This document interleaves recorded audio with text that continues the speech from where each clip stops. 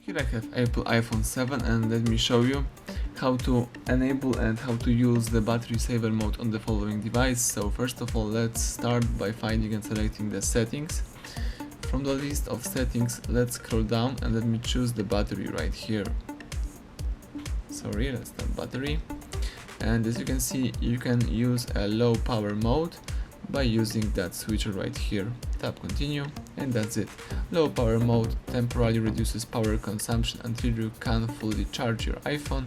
So now you are saving the battery life, the battery energy.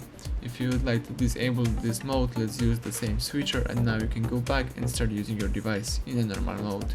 So everything went well, thank you for watching, please subscribe our channel and leave thumbs up under the video.